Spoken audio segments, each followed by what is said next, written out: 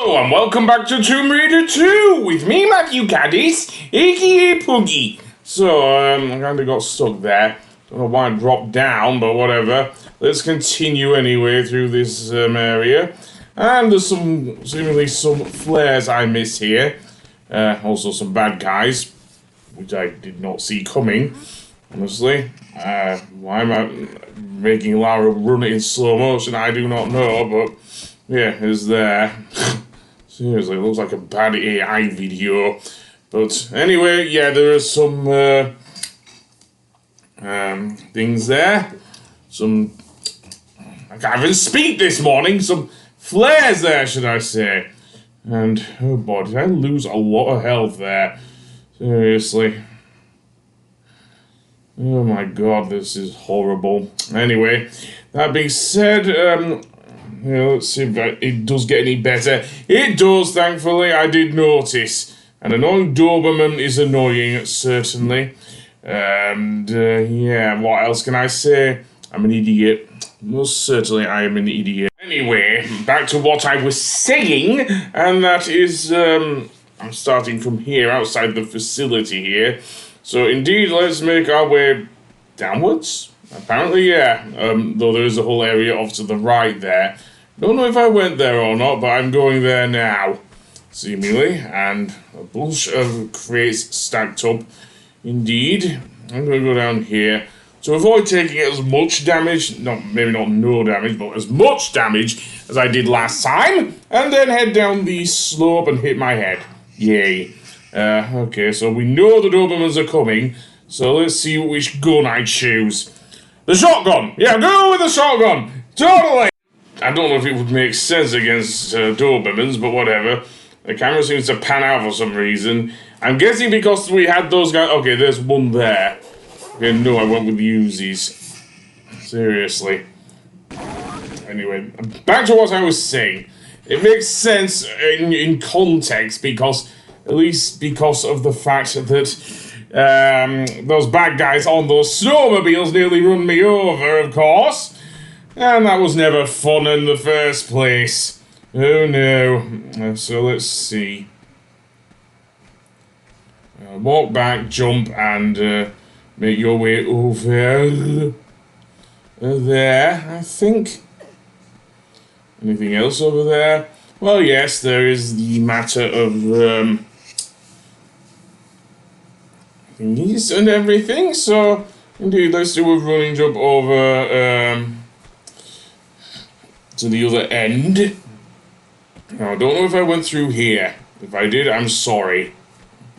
So, yeah, in here we have more stuff with Starling on it.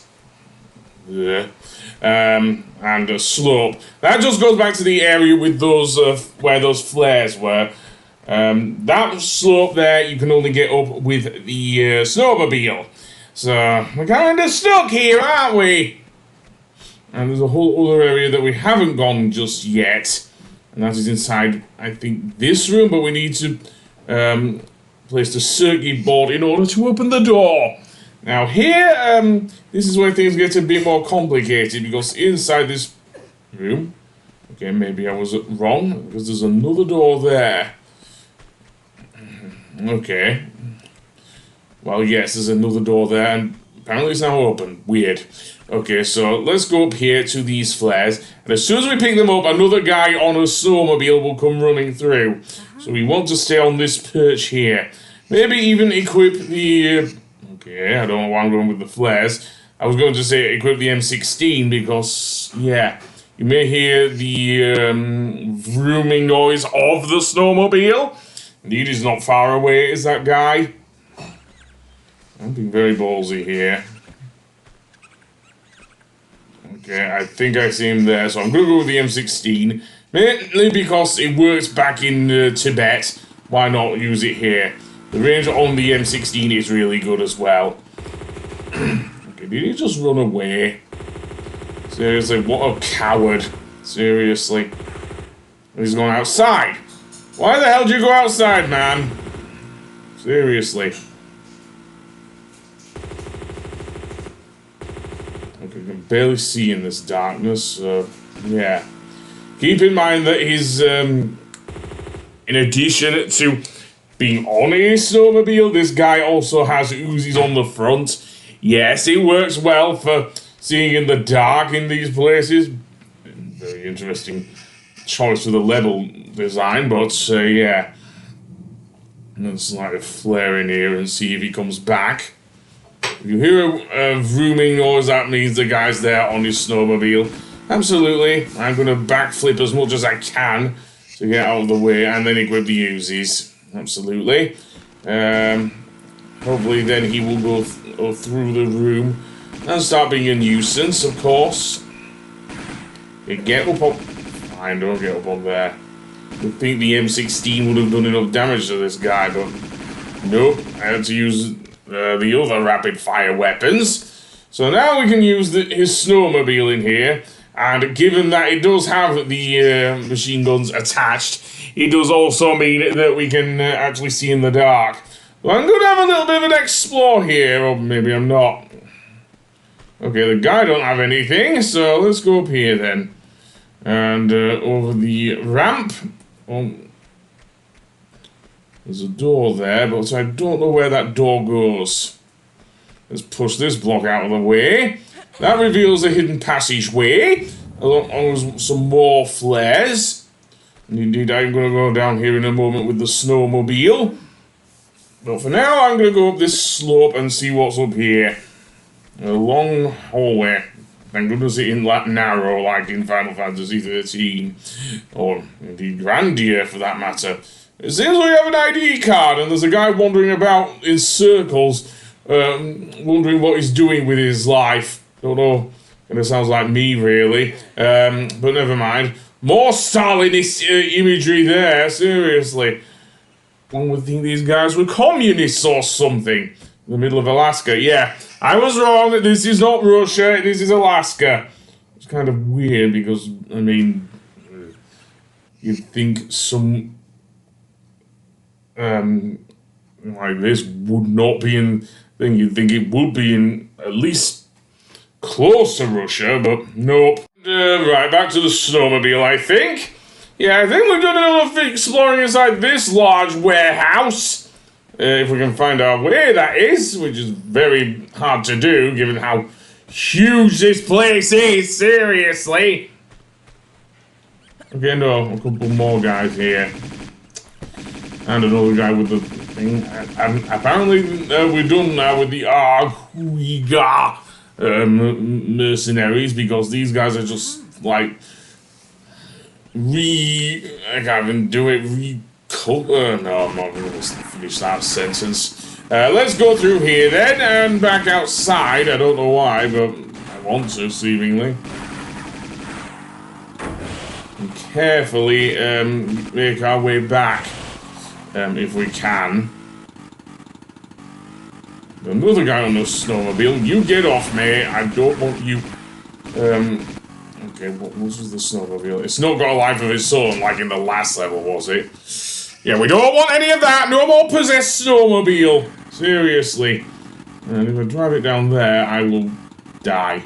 Absolutely, I will die. Okay, then we're back and crashing into the wall again. Absolutely. Did not mean to do that. Get it in position, mate. Or just get out. That works too. That other guy's going to come rushing through with his snowmobile soon. Just like he just pushes it off.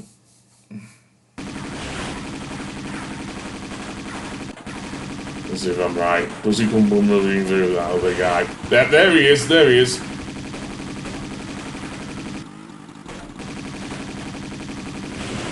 Fall down.